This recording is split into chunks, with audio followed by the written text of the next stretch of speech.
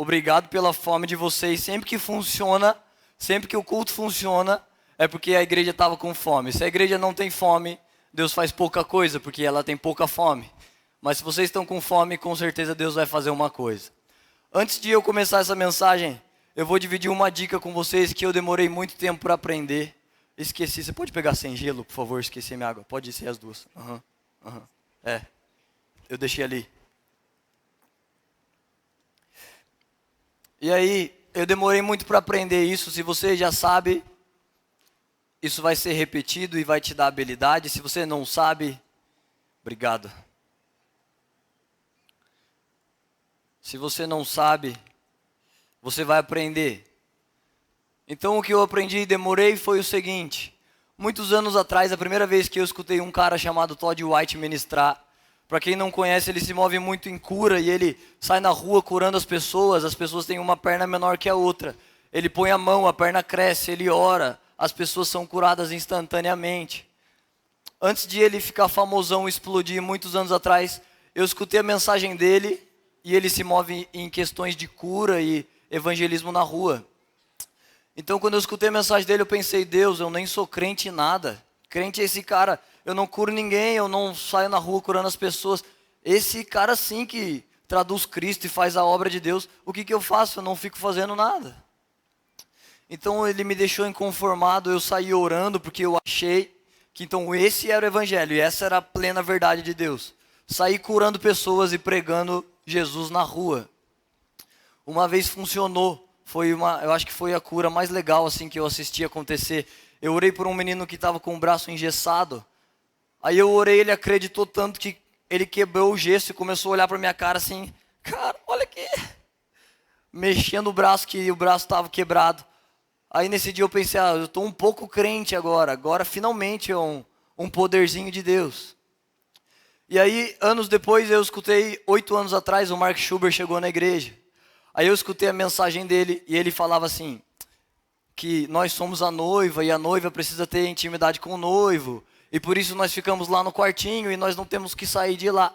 Porque a melhor parte é ficar lá e todo o evangelho se baseia em ficar no quarto e amar Jesus. E daí eu pensava, Deus, então não tem que curar, não tem que fazer nada. Eu tenho que ficar no meu quarto buscando a Deus. Eu ficava lá horas, eu acordava e ficava lá, saía para comer e voltava. Eu fiquei muito tempo, 12 horas, 15 horas, eu ficava lá, porque eu pensava que então era isso. Agora eu encontrei. O que Jesus quer, o que a Bíblia quer é que eu fique aqui dentro do meu quarto. Aí depois eu escutava um missionário que ele pregava a palavra na África, em países como Paquistão, Nigéria, países perseguidos, e fazia contrabando de Bíblia, e eu pensei, Deus, não é isso que eu tenho que fazer. Não adianta ficar no quarto, eu tenho que contrabandear a Bíblia. Ter essas histórias dos mártires, eu lembro de histórias do José Irion, que os mártires colocavam ganchos na costela deles e puxavam as costelas. Eu pensava, Deus, é isso que eu preciso então, fazer missões e ir nesses países, ser missionário na África. Eu já sei, tem que fazer missão na própria casa, mas missionário que é bom vai para a África. Não é verdade, tá, gente? Eu só estou falando a maneira que eu pensava.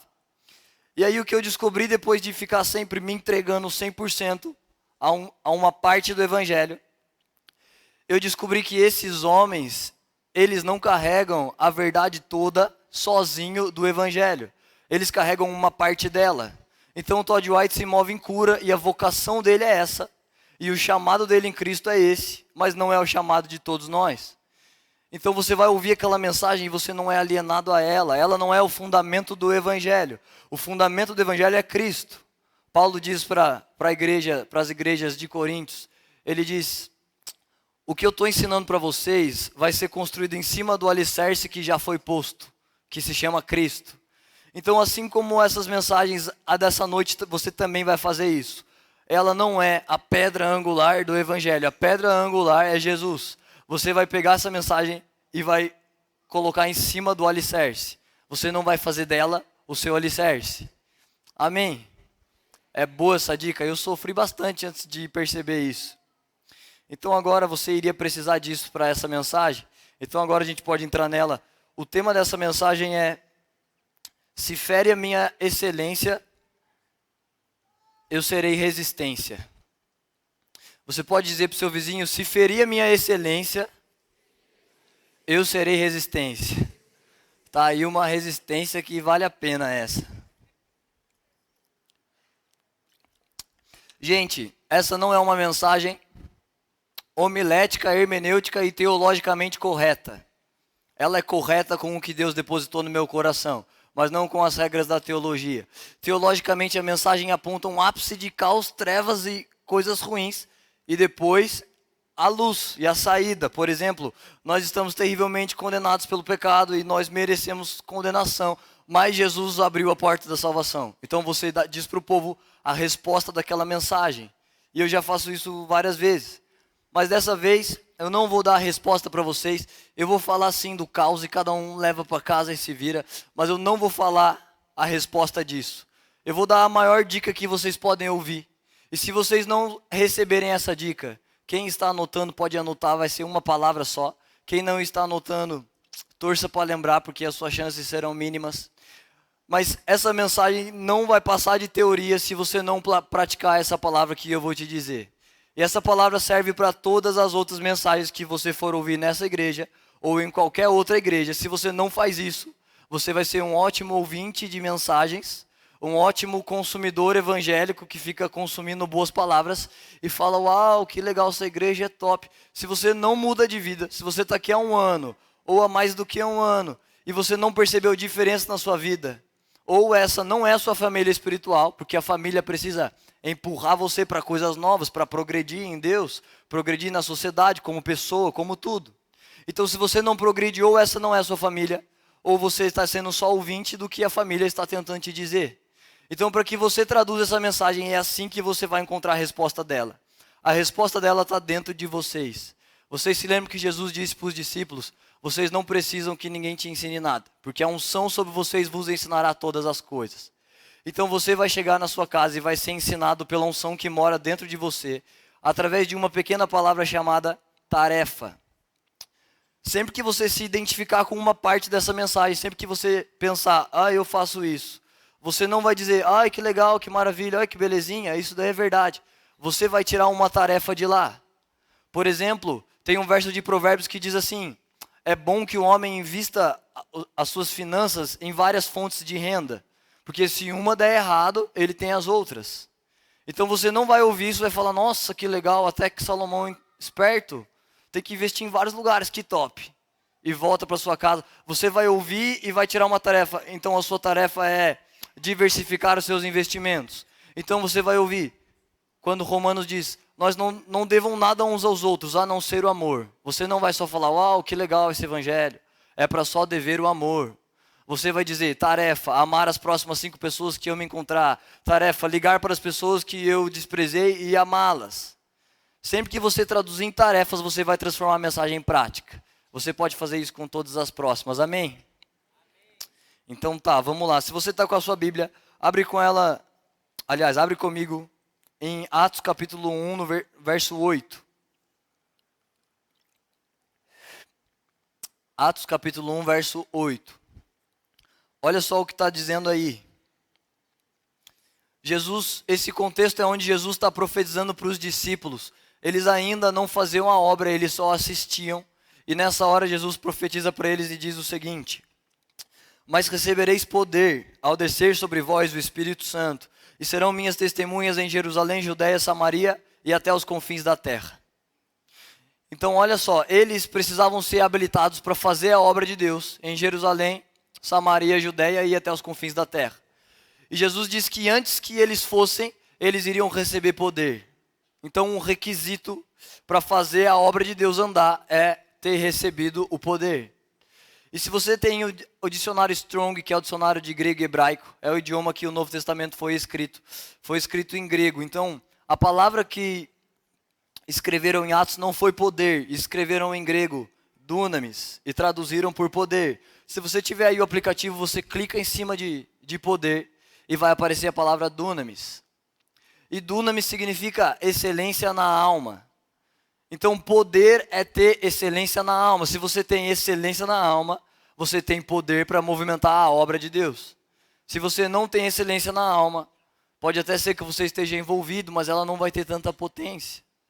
Pensa na obra de Deus, Paulo usou a parábola de um corpo de muitos membros. Pensa nessa parábola que eu inventei.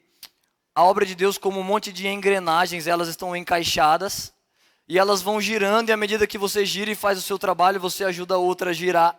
E para esse culto acontecer, tem milhares de engrenagens rodando.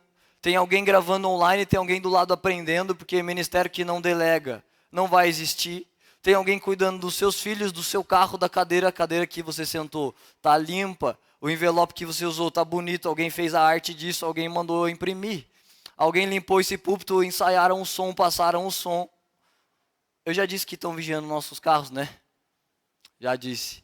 Mas existem inúmeras pessoas trabalhando. Um monte de pessoas trabalharam para comprar essas cadeiras e a gente rachou isso com a igreja. E também o ar-condicionado.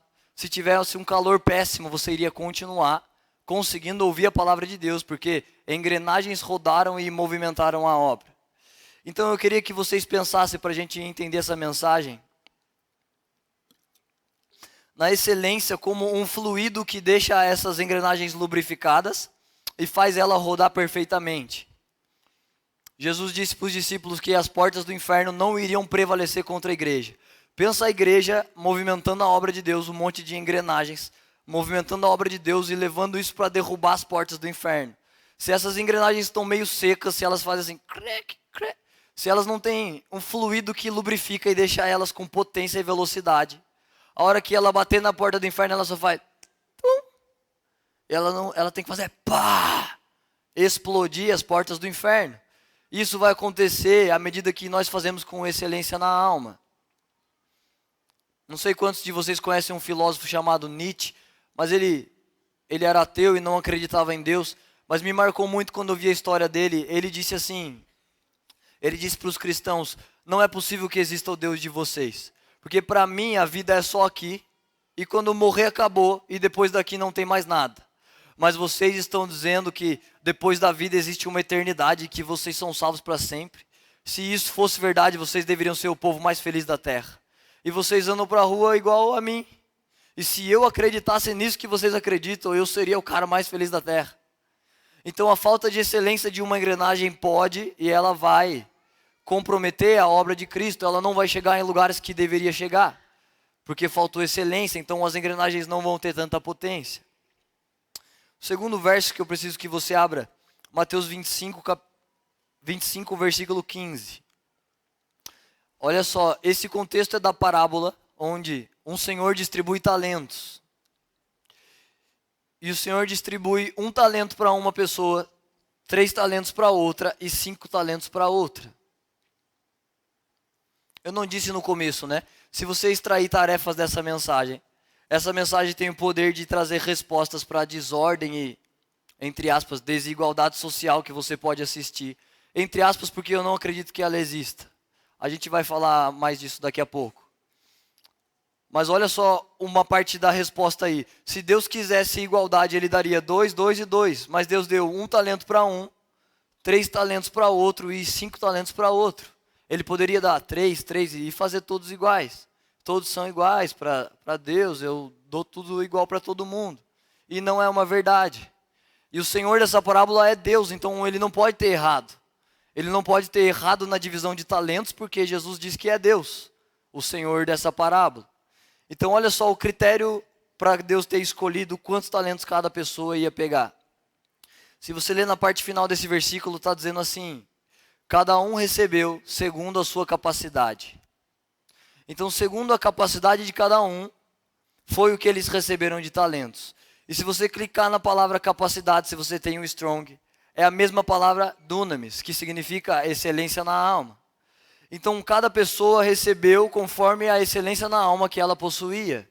Quem tinha excelência na alma de carregar 1 talento, ele tinha 1 talento. Quem tinha excelência de carregar 3, tinha 3. E quem tinha de 5, 5.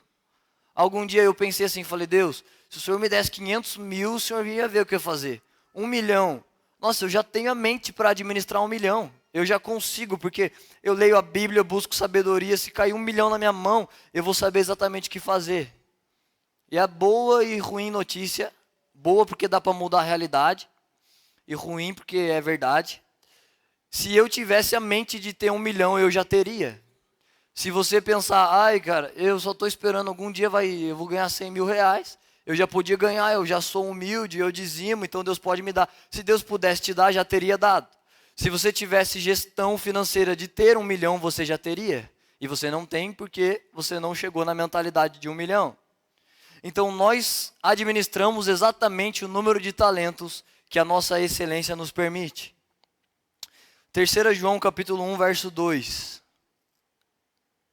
3 João capítulo 1, verso 2.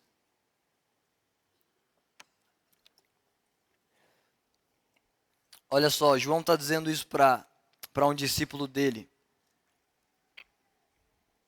Ele diz assim: amado, oro na expectativa de que tenhas boa saúde e que seja bem-sucedido em tudo o que empreenderes, assim como é próspera a sua alma. João orou por ele: eu oro para que você seja bem-sucedido em tudo que você empreender, assim como é próspera a sua alma. Por algum tempo, quando eu escutava assim, a palavra sucesso parecia meio pejorativo para mim. Agora eu sou crente, eu não busco sucesso, eu só busco Jesus. E por algum motivo eu pensava que isso era errado, que sucesso era uma coisa errada. E sucesso não é uma coisa errada. Sucesso não é pecado. Sucesso não é para os homens que só estão lá fora se perdendo. Deus nos chamou para ser mais que vencedores. A obra de Jesus não é fracassada. A obra de Deus não é para perder. Ele só sabe vencer, ele só vem vencendo na nossa frente. Nós fomos chamados para ter sucesso. Então nesse verso João está dizendo: eu oro para que você tenha o mesmo sucesso que você tem de prosperidade na sua alma. Então se você põe as mãos no seu comércio e ele prospera 3, e você gostaria que ele prosperasse 10, ele não prospera 3 porque o Brasil está difícil, porque o comércio está difícil. Ele prospera 3 porque a sua alma tem nível 3 de prosperidade. Esse nível é só uma maneira de entender, não é literal. Então não é a situação do país que te deixa sem dinheiro, porque tem milionários morando no mesmo país do que você. Tem bilionários no mesmo país, com o mesmo presidente que a gente. Então o povo de Deus não foi chamado para esperar a prosperidade vir do lado de fora. Agora se Bolsonaro aumentar o salário mínimo, não é a esperança que nós fomos chamados para carregar. Que a nossa prosperidade venha com um aumento de R$300, de R$200. A prosperidade é uma pessoa, nós carregamos prosperidade. Se você carrega excelência na alma, onde você põe a mão, isso prospera. Você não é injustiçado, isso não é sem querer, e não é aleatório que uma empresa, que uma pessoa dá certo ou não. Sabe, quando Deus confiou os talentos, Ele ficou esperando que cada um multiplicasse. Eu não multiplico talento sem querer. Se Deus me der essa água, eu não faço assim. Fico aqui tomando, distraído. Daqui a pouco eu vejo, tem 3 águas aqui. Ai, graças a Deus, multiplicou. Não dá para fazer isso sem querer. Sem querer, eu vou usar esse talento, eu vou tomar essa água e ela vai acabar e vai continuar sendo uma. Agora, para multiplicar, precisa ser por querer. Ninguém multiplica talento sem querer. Eu preciso olhar, falar: nossa, Deus me deu. Vou vender por R$3, compro mais 3 e aí eu vou multiplicar. Você não muda de vida sem querer. Você não multiplica o que Deus te deu sem querer. Alguém que carrega excelência na alma, essa pessoa olha para os talentos e pensa: como eu vou multiplicar isso que Deus me deu? Se Deus te deu um emprego e você ganha a mesma coisa e você está lá por vários anos, você está enterrando o talento que Deus te deu. Deus te chamou para multiplicar os talentos que você tem. Então você é tão próspero, é a mesma medida dos livros que você leu para fazer o que você faz. Se você tem um comércio, você leu quantos livros de gestão, de empreendedorismo, de atendimento ao público, de sorriso, de ter uma boa presença com as pessoas, de atender elas, de inovação de produto. A sua prosperidade é a mesma do tanto de investimento que você fez nisso. Se a sua alma tem um pouquinho de prosperidade nisso, então é um pouquinho que você vai ter de resultado. Mas se você carrega excelência na alma e prosperidade, aonde você põe a mão, precisa acontecer. Gente, está fazendo sentido isso para vocês? Esses versículos são bons, né? Tem um verso que Jesus diz assim para os discípulos: sem mim vocês não podem fazer nada. Vocês têm ouvido muitas mensagens aqui de excelência e muitas realidades de pessoas que pode ser que não seja a sua. Mas você não veio aqui ouvir uma palestra, você não veio aqui por uma placa de igreja. Tomara que você não tenha vindo. Tomara que você tenha vindo para conhecer mais de uma pessoa que se chama Jesus.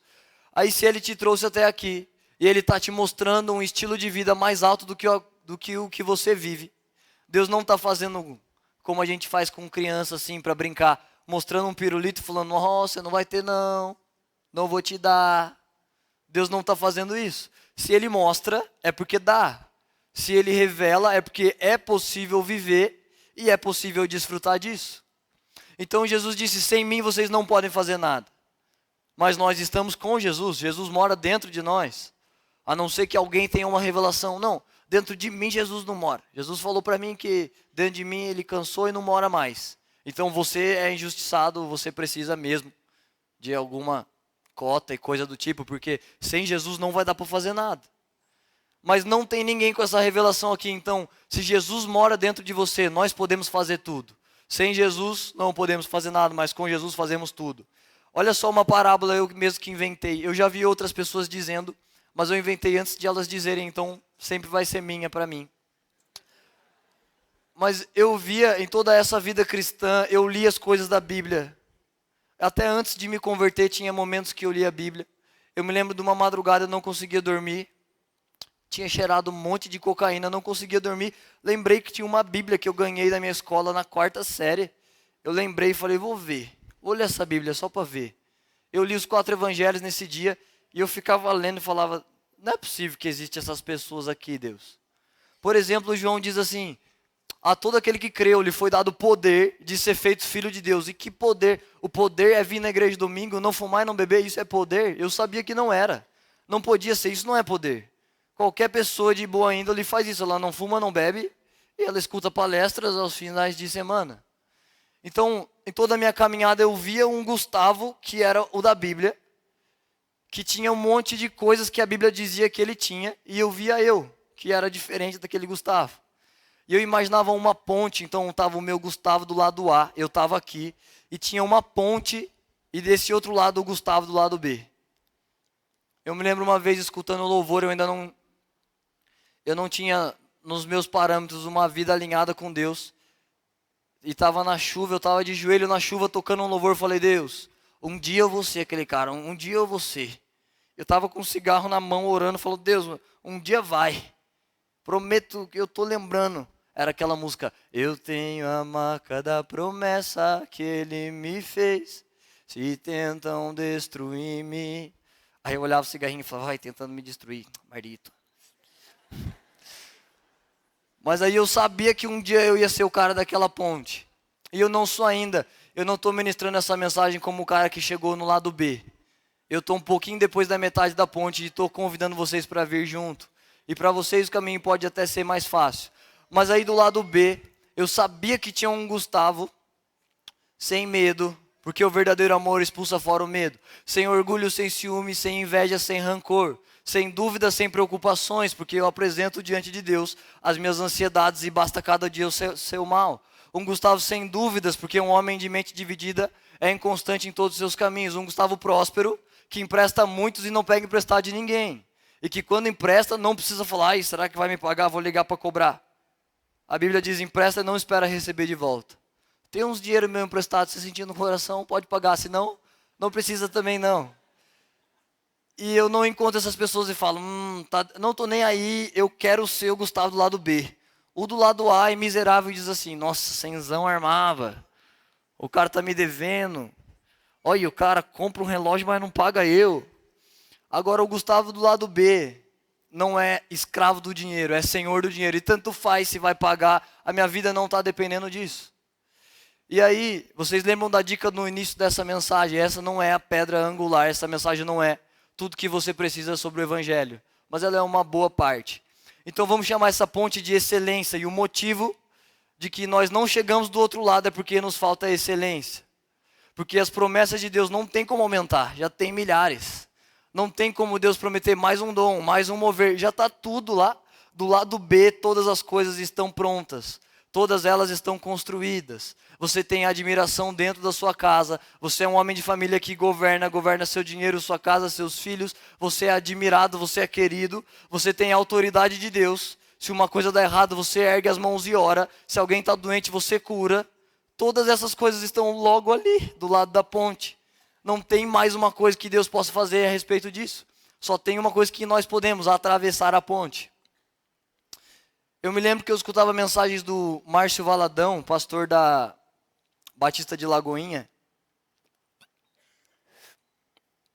E ele sempre começava na internet, ele subia no púlpito, pegava a Bíblia, erguia, e ele fazia uma oração e as pessoas repetiam. E ele fazia assim: eu sou o que a Bíblia diz que eu sou. E todo mundo: eu sou o que a Bíblia diz que eu sou. Eu tenho o que ela diz que eu tenho, eu posso o que ela diz que eu posso. E eu escutava algumas mensagens assim para ficar fuçando, né? Sabe esses jovenzinhos de YouTube? Eu ficava lá vendo as pregações. Aí eu pensava: Deus, para que o cara faz essa reza? Isso é uma reza toda vez. Eu sou o que a Bíblia diz que eu sou. Eu tenho, para que isso? E eu criticava essa coisa dele. Coitado de mim, um menino sem obra, sem resultado nenhum, criticando um cara como esse. Um pai do Brasil, da nação, com um monte de frutos. Mas eu fazia isso. Aí um dia eu estava numa igreja que ele estava pregando. Aí ele subiu no púlpito, eu pensei. Ele subiu com a biblinha. Eu pensei: ele vai fazer. Aí ele subiu, levantou a Bíblia. Eu sou. Eu falei: Deus, por que ele tem que fazer isso? Sempre essa mesma coisa. A igreja não precisa de outra oração. Não tem outro motivo. Todas as igrejas que ele vai, é essa oração que precisa ser feita. E eu tinha minhas críticas infundadas. Aí eu não queria repetir, mas como se Deus me empurrasse e falasse assim: vai, molecote, repete, cala a boca, repete o que o mestre está falando. Aí eu falei: eu sou o que a Bíblia diz que eu sou. E fiquei meditando enquanto eu repetia, falava: Deus, por quê? E hoje eu sei por quê. Porque o único jeito de você atravessar a ponte é se você acreditar nisso. Lembra que eu disse: repetição gera habilidade. Então a Bíblia diz que nós somos um monte de coisa, que temos e podemos um monte de coisas. E por que nós não fazemos? Ou porque a gente esquece, ou porque a gente não acredita. Você lê que a Bíblia diz: eu vou abrir as comportas do céu de um jeito que você não possa carregar. Os seus celeiros vão ser cheios, os seus lagares vão ser cheios. Onde você põe a mão prospera, onde você põe o pé é seu por herança. Mas você vê sua conta bancária R$100. Aí você fala: eu, coitado de mim. E você acredita no que a conta diz que você é, e você não é. Você acredita que você é um menininho de R$100 e você é povo exclusivo de Deus. Jesus é Senhor de senhores, Rei dos reis. Esses reis de quem ele é rei somos nós. Reis, eles reinam na terra. Os reis, eles não têm miséria. Eles dão presentes. Então, eu vou dizer 3 coisas com as quais nós negociamos e por isso nós não atravessamos essa ponte. A primeira coisa com a qual nós negociamos, gente, a parte final dessa mensagem vai ser boa demais. Até os últimos 5 minutos da mensagem vai ser só 20% dela. E daí nos últimos 5 vai ser 80% dela. Eu podia só, como um bom pregador, fazer início, meio e fim e deixar vocês sem os 80, mas eu vou fazer. Daqui a pouco vocês vão ver. Então a primeira coisa que nós negociamos é com a mediocridade. Como que nós fazemos isso? A Bíblia tem todas essas promessas, todas essas coisas a nosso respeito, mas a gente pensa assim, não racionalmente, porque a sua religião não iria deixar, mas nas suas atitudes. Você pensa: Deus, eu sei que é comer o melhor da terra e que é prosperar e todas essas coisas. Mas eu entendo que está tão difícil a coisa aqui no Brasil, tanta corrupção que se não der para fazer, tudo bem. Se eu não morrer de fome já está valendo.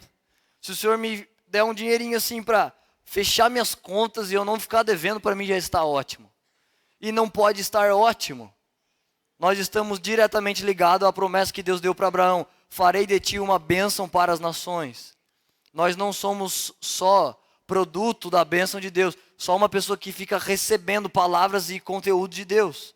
Nós somos um canal que leva isso para as pessoas. E se você só tem o suficiente para você, você não vai poder levar. Você não vai poder semear um café, você nem vai poder estar aqui. Precisa de dinheiro para sentar aqui, porque você tem que sair da sua casa, pôr gasolina no seu carro. Você vai trazer mais pessoas para fazer isso e você vai investir dinheiro nelas.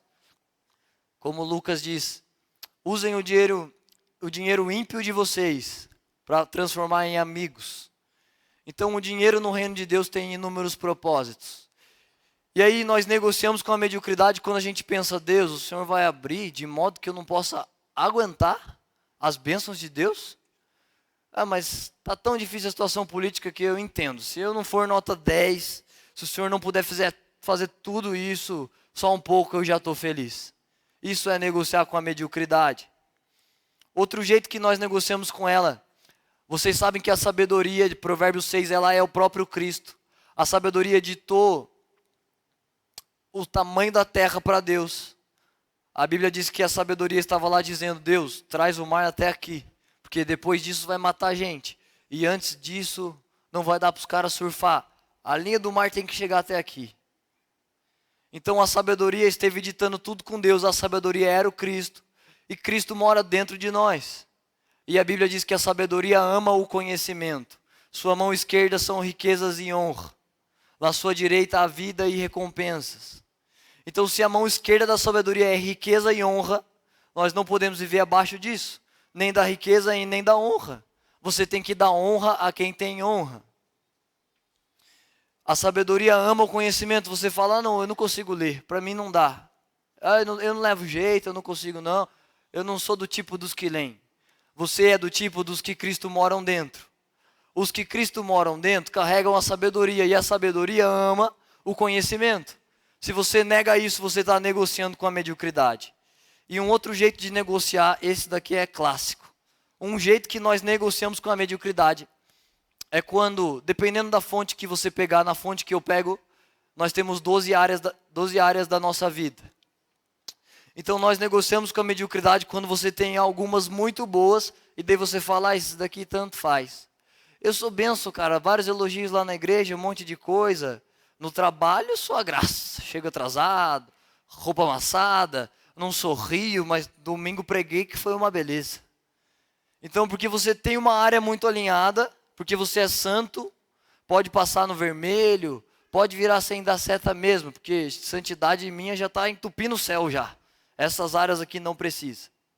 Deus não dá para ninguém um jugo maior do que o que você possa suportar. Se Deus te deu 12 talentos, chamado 12 áreas da sua vida, é porque você pode carregar e multiplicar essas 12 áreas. Você não pode estar feliz porque você tem uma área dentro da igreja, que é um cargo, que é um título. O mundo não se baseia nessas 4 paredes. Você não pode, porque você tem um título, negligenciar uma outra área e falar: ah, tanto faz, eu sou um homem de Deus. Por exemplo, se você negligencia a sua saúde, o templo em que o Espírito Santo escolheu para morar. Você pode ser qualquer ministro de qualquer parte do mundo, com 1 milhão de seguidores. Você está negociando com a mediocridade. Imagina só o zelo que você tem. Você pagou lá no seu carro 10, 20, 30, 50 mil. E você não põe diesel dentro do seu carro. Uma vez eu pus sem querer num posto dos Estados Unidos, você mesmo que põe. Eu estava me achando espertão do inglês, falei: ah, isso daqui. Aí logo que ligou, o carro fez um barulho, quase que fundiu o motor. Graças a Deus deu tempo de mudar tudo. Mas ninguém vai no posto e põe na sua máquina que te custou caro e que te custou tempo. Se ele não funciona com diesel, você não vai enfiar diesel lá. Mas a máquina humana que Deus gastou tempo, que Deus pôs as mãos dele, que é a resposta de Deus. Nós somos a esperança para o mundo. E ninguém aqui é um ser de espírito que vai lá espiritualmente. Nós vamos com essa embalagem. Então você não põe diesel no carro e põe drogas ilícitas e lícitas dentro do seu corpo. Isso é negligenciar uma área. Eu não vou falar drogas lícitas para não constranger ninguém. Não vou falar quais são cocas lícitas, drogas lícitas, que alguns de nós usamos, mas você sabia que açúcar mata mais do que cigarro? Será que o crente não fuma para não escandalizar as pessoas? Ou ele realmente não fuma? Deus, eu quero cuidar do corpo e é por isso que eu não fumo. É pensando em Deus ou é pensando nas pessoas? Porque se é pensando em Deus, se você come açúcar com frequência, isso faz mais mal do que o cigarro. Você pode ver qualquer ONG, qualquer dado de saúde, o açúcar mata mais. Mas se você come um brigadeiro, os crentes não vão dizer nada. Mas se você fuma um cigarro, acabou o mundo. E você é crente, não pode fazer isso. E você não deveria fazer nenhum e nem outro. Então nós negociamos com a mediocridade quando a gente abandona qualquer uma das áreas da nossa vida. Por causa de um mérito em uma, nós abandonamos a outra. A segunda coisa com a qual nós negociamos é com o pecado. Essa parte é boa. Olha só, nós negociamos com o pecado de várias maneiras. A primeira delas, quando você escolhe pecar. Eu não acho que o problema do pecado é que você vai lá, fumei, olha que terrível essa cena. O problema é que para você ficar vivendo em pecado, você precisa vir para um nível de vida muito baixo. O nível de vida de filho de Deus está aqui. Então quando você tem que ficar, você precisa desabafar com o pecado, você precisa ser feliz com o pecado. Então você tem que ficar vivendo aqui embaixo. Não foi a identidade que Deus te deu. Então primeiro nós negociamos com o pecado quando nós pecamos. Quando a gente erra, nós somos atrapalhados de atravessar a ponte porque nós estamos pecando. E em segunda instância a gente negocia com o pecado quando depois de pecar, porque essa não sei se é uma notícia boa ou triste, mas nós vamos continuar errando. E João diz, quem diz que não tem pecado nele não há verdade alguma, mas há mentira. Você enquanto morar nessa embalagem você vai errar. E aí você erra e você negocia com o pecado quando ele te diz, você não presta. Você não vai na igreja, ela não é para você. Você não consegue fazer, você já ouviu um monte de palavra, você não consegue mudar. Para você não tem jeito, não adianta ir no GC. Não adianta ficar aqui orando e nem adianta pôr música. Porque você é um pecador maldito, cara. Você não presta, não adianta ir na igreja. E você escuta o pecado e negocia com ele, acho que é verdade, né? Eu não sou muito santo. E você não vem na igreja porque presta. As pessoas não vêm aqui porque prestam. Elas vêm aqui porque Jesus presta, porque Jesus prestou. Então ele levou tudo das nossas coisas que não prestavam. E se você negociou a primeira vez e caiu no pecado, não negocie a segunda. E não deixe o pecado te calar. E não deixe o pecado te parar. Continua. Você continua vindo. Você continua fazendo. Continua orando. João também diz, filhinhos, não pequem. Mas se vocês pecarem, vocês têm um advogado do lado do Pai. Então mesmo que os seus pecados tragam uma papelada desse tamanho e você está sentenciado, Jesus é o seu advogado, ele não fica intimidado com esses papéis. Você pode ler em Zacarias 3, Josué chega diante de Deus todo sujo, cheio de pecado, ele fala, Jesus, estou cheio de pecado, eu estou péssimo, sou como um tição tirado do fogo. E Jesus ordena para os anjos e fala assim, tira essas vestes dele, e põe nele vestes novas e brancas. Instantaneamente Jesus perdoa pecados, Jesus te livra dos pecados. Então se você cair essa semana, não deixa de vir no culto por causa disso. Não deixa de ir no seu GC, de falar com o seu líder, de continuar prosseguindo. Amém? Faz sentido isso para vocês? O segundo jeito, esse para mim é o pior. Na minha opinião é o pior jeito de negociar com o pecado. É quando você negocia com o pecado dos outros. Imagina que eu estou aqui na igreja, eu vou na casa de um pastor da igreja, pastor Prado, por exemplo. Chego lá, vejo o Pradão fumando um charuto. Entro na casa dele, Pradão, pastor, fumando charuto. Aí eu falo, nossa, cara, olha o papo do Pradão.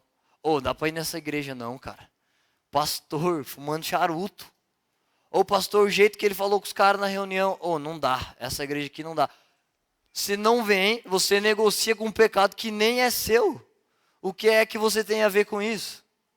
Inclusive, a Bíblia diz assim, se você vê um irmão e uma pedra de tropeço e você não avisa, você faz parte do pecado dele. Então sempre que você disse assim, a igreja é fogo, cara, eu não vou lá não porque a igreja é fogo. A igreja é fogo não porque o cara pecou, porque as pessoas vão pecar mesmo. A igreja é fogo porque você também faz parte da igreja, você assistiu e não fez nada. Você fica carregando o pecado dos outros, que não tem nada a ver, e você não vai por causa dos outros. Você não tem que vir aqui por causa de pessoas. Você vem na igreja por causa de Jesus, é você e Jesus. Você celebra em unidade, você faz isso com o corpo de Cristo, mas o seu motivo é Jesus, o seu motivo não são as pessoas. Um dia um cara falou para mim, quando você pregar lá me avisa. Eu falei, tá bom, você não está indo lá? Não estou não. Para mim não dá. É muita hipocrisia demais. Eu não aguento. Aí eu falei, você não aguenta porque é muita hipocrisia? Muita gente hipócrita. Eu falei, não, mas pode ir. Cabe você também. Sempre cabe outro hipócrita. Eu realmente falei isso para ele. Gente, você fica daí, alguém te pergunta, você vai na igreja? Aí você carrega a pessoa que você está carregando aqui. Não vou. Eu não vou, cara, você tem que ver o que eu vi o Gu fazer. E outra, pastor lá na igreja. E o que é que você tem? Ou você me avisa, ou você faz parte do meu pecado junto comigo. Continue vindo aqui, não negocie com o pecado, nem com o seu e nem com o das pessoas. E a última coisa com a qual nós negociamos, que eu separei aqui, Nós negociamos com isso e por isso nós não temos excelência e por isso nós não estamos lá do outro lado da ponte. Eu apelidei de tratonista. Tratonista pode ser para você o diabo ou você mesmo. Para mim sou eu. Como o Tiago diz, cada um é seduzido pelas próprias concupiscências. E tendo visto, fica lá matutando no pensamento e quando isso cai no coração, a pessoa faz o ato. Satanás não te incorporou e falou, vou te usar para o pecado. Você mesmo foi se seduzindo. Mas também é verdade que Satanás fica com tentações no nosso ouvido. Então, seja lá quem você escolher, o tratonista é uma pessoa que gosta de fazer tratos com você. Então, você vai sair daqui e o tratonista vai te falar, cara, não é bem assim não. O pastor Levi falou, trazer oferta com alegria. Não é alegria nada. O dinheiro não cai do céu não. Você pensa que você vai poder ofertar? Esses pastores falam isso? Eles ofertam, eles têm dinheiro. Você não tem dinheiro para ofertar não. Guarda aqui para pagar suas continhas. Você é pobre, você não consegue. Então se você fica dizendo isso, é por isso que a gente tem que fazer a oração do pastor Márcio Valadão. Para você se lembrar, eu sou o que a Bíblia diz que eu sou. Eu posso o que ela diz que eu posso, eu tenho o que ela diz que eu tenho. Se você fica dizendo, cara, para mim não dá. Para mim não dá, é até legal essas coisas, mas eu não consigo. Então isso vai se tornar real. Porque assim como o homem imagina em sua alma, assim ele é. Se você fica pensando que você é o cara do lado A, que você é injustiçado, que você não vai conseguir, que para você isso não funciona, então isso não vai funcionar. E se você pensa, Cristo mora em mim, e se Ele mora em mim, não há nenhuma realidade que eu não possa mudar, porque existe um Deus vivo dentro de mim, então você começa a caminhar com esse pensamento, e isso tem poder de mudar as coisas. Então quando você sair daqui, eu sei que o tratonista vai fazer isso com você, porque ele sempre faz isso comigo. Você vai sair e ele vai te dizer, não adianta você tentar, você não vai conseguir. Não adianta você ficar indo na igreja, não, isso não é para você. Você nasceu para ser loucão, você não vai conseguir. É o tratonista querendo fazer tratos com você. Quando você disser, eu vou ofertar, ele vai falar, não, guarda esse dinheiro, deixa de ser besta. Você vai ofertar e depois a igreja vai pagar suas contas. Ele vai querer fazer tratos para te roubar do que a Bíblia diz que você é. A Bíblia diz que você vem para prosperar, para agregar valor. Você não vem para receber, você vem para dar. Você não chega de mãos vazias, é o que a Bíblia diz sobre você. Mas as suas circunstâncias vão dizer, não, você é um pobre, coitado, e não pode. E você não pode acreditar nisso. O tratonista vai querer te convencer. Então eu fiz uma imagem do tratonista, eu criei uma imagem, eu achei uma imagem na internet, e sempre que eu lembro dele, eu penso nessa imagem. Quando ele começa a falar comigo, eu olho para ele, derrubo ele. Se eu acreditasse, vocês colocaram aqui, esse aí é meu tratonista. Um homem de terno e de chifrinho. Sempre que o tratonista fala uma coisa comigo, vem esse cara na minha cabeça. Pode tirar já, por favor. Então quando ele fala coisas comigo, eu penso nele e falo, não, sai daqui. Se eu desse ouvido para os tratonistas, eu não estaria aqui ministrando. Eu não iria liderar ministério, eu nem iria trabalhar na igreja. Fazem uns 7 anos que eu trabalhei aqui. E quando eu aceitei isso, eu ganhava metade do que eu já ganhava onde eu trabalhava. Então o tratonista me falou, cara, o que você vai fazer? Deus é Deus no céu, o dinheiro na mão, o sapato no pé. Você vai ficar lá, não vai ganhar dinheiro, o que você vai fazer da vida? Nessa época eu não tinha essa imagem dele ainda. Mas mesmo assim eu não dei ouvidos para o tratonista. Se eu escutar ele, essa manhã ele me disse, você não sabe pregar, você não vai conseguir. Você vai perder o raciocínio lá e vai parar. Eu queria adorar Jesus cantando e eu acabo perdendo a voz algumas vezes. E eu falei, Jesus, te adoro ou preservo minha voz? Porque se eu perder a voz também vai ficar ruim. Se eu não te adorar também vai ficar ruim. Fiquei quieto um tempinho, meu tratonista falou, você vai subir lá sem voz nenhuma. Não vai ter potência a sua voz. Você acabou com a sua garganta e agora não vai. Eu escutei ele e gritei mais ainda. Eu falei, azar. Eu imagino ele e derrubo ele. E ele me fala um monte de coisas. Eu estou para casar, eu não sei exatamente onde eu vou morar. Então ele me diz, não vai dar certo isso. Você vai ter que morar numa casinha qualquer e não vai ter dinheiro suficiente para pagar esse aluguel. E hoje em dia eu não fico conversando com ele, eu não fico falando assim, não, tratonista. Cara, Deus vai fazer. Eu não dou atenção, eu não discuto. O tratonista me diz um monte de coisas que eu não vou conseguir. Que se eu fosse melhor e se eu conseguisse romper mais. Então, a minha família podia atingir lugares mais altos. Os meus parentes poderiam estar aqui, tem muitos que não estão. Mas essas palavras do tratorista não servem para motivar, elas só servem para acusar. Então quando ele começa a querer conversar comigo, eu vou contar para vocês o que eu faço.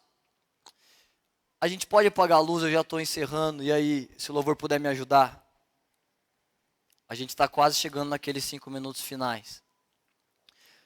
Hoje de manhã que o tratorista fez isso, eu vou mostrar para vocês o que eu faço com ele. Eu não faço isso em lugares públicos. Eu só faço isso, eu junto raiva. Se eu estou publicamente, o tratorista está falando, eu só falo, espera aí que você vai ver. E eu faço isso várias vezes. Aí eu chego em casa e hoje de manhã, quando ele estava me dizendo um monte de coisas, eu vou lá no espelho, olho ele. Olho o meu tratorista. Eu começo a lembrar, hoje em dia isso tudo que eu vou contar dura 2 segundos. Mas antes durava bem mais, eu começo a pensar, Jesus morreu como um cordeiro mudo. Mas ele não ressuscitou mais como cordeiro e nem mudo. Ele é vivo, ele fala e ele é um leão e ele ruge e ele está dentro de mim. Então eu não fico perdendo tempo com aquele tratorista. Eu olhei no espelho, eu vi ele e só faço assim. Ah! Sustou, né?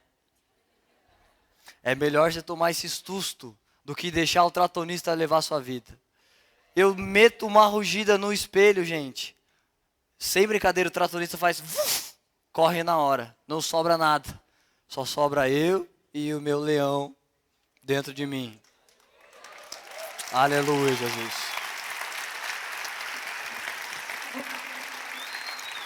Aleluia.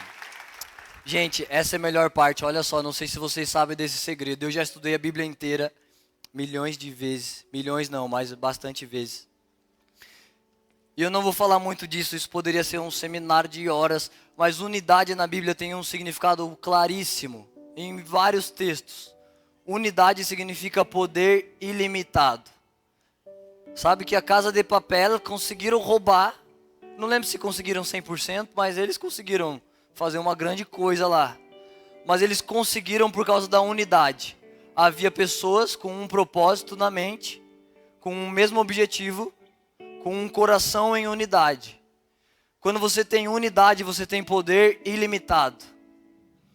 Quando Nimrod estava erguendo a torre de Babel e era uma torre para trazer orgulho para homens e não para trazer glórias a Deus, a Trindade disse assim, a gente vai descer e confundir eles. Porque eles são uma só mente, um só coração e logo nada poderá detê-los.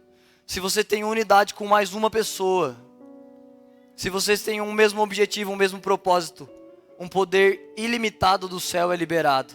Então, como eu disse, eu não tenho todas as respostas para que você atravesse a ponte. Mas eu sei que se a sua intenção é atravessar, se você quer ser a pessoa do lado de lá, se você quer pisar nessa ponte, você vai ter medo, ela é alta. Mas você vai ter pessoas do teu lado te ajudando a atravessar. Então se você quer fazer isso, se você veio por causa disso, eu queria convidar todos vocês a ficar de pé. E eu queria convidar aqui na frente, se você se identificou com alguma dessas partes da mensagem, aquilo que nós vamos fazer, que é 80% da mensagem, é invocar o favor de Deus através da nossa unidade. Eu duvido que eu queira deixar de ser medíocre sozinho, que eu queira atravessar a ponte sozinho. E mesmo se eu quisesse, não seria possível, porque Cristo não é um indivíduo. Cristo é o corpo, eu não sou Jesus, o Leandro não é Jesus, mas nós somos. Então se você tem um desejo de atravessar essa ponte, e você começa a liberar esse desejo no seu coração, a gente atinge unidade, a gente atinge uma só mente. Jesus, a nossa mente não quer construir nada que não seja você, que não seja nos parecermos mais com você, que não seja ser aquilo que a Bíblia diz que nós somos. Se você carrega esse desejo no coração e você se identificou com alguma coisa, você reconhece, eu tenho negociado ou com o pecado, ou com a mediocridade, ou com o meu tratorista, eu tenho dado ouvidos para ele, e por isso eu estou longe da ponte, ou eu nem cheguei nela ainda. Eu queria te convidar a vir aqui na frente, a gente vai acionar esse favor de Deus, para que Deus possa fazer uma coisa nos nossos corações. Você pode vir, todos vocês estão convidados, vocês que se identificam com uma coisa disso. Pode vir que tem mais pessoas.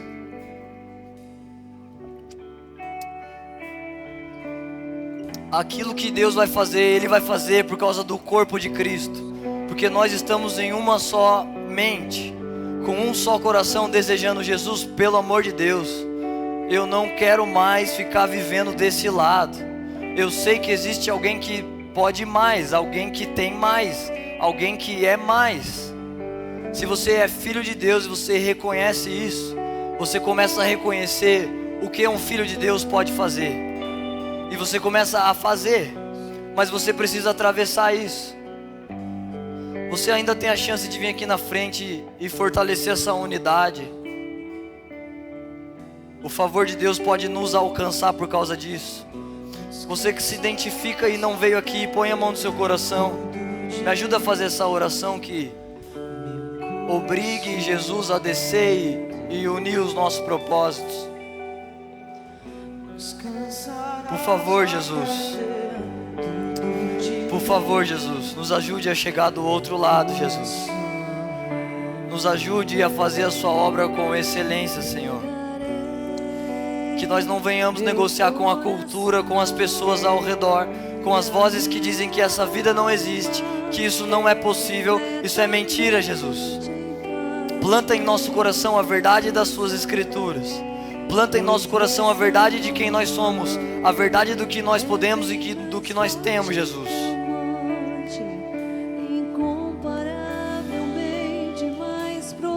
Vamos lá, gente. Esse é um momento prático em que, através da unidade, a gente aciona 80% dessa mensagem e ela cai como uma bomba no seu peito, te dizendo: vocês vão chegar lá. Isso é possível, vocês vão atravessar. Se eu estou mostrando, não é para vocês passarem vontade, eu estou mostrando porque é possível. Vem, Jesus. Vem, Jesus.